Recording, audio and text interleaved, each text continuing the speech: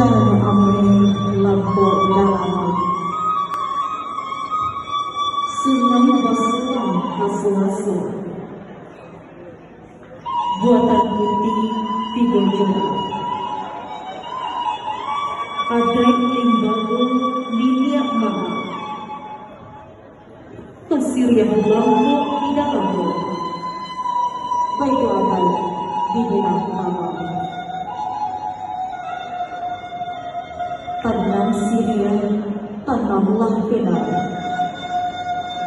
tanam karago di halaman cabut sirah setan gantunglah benar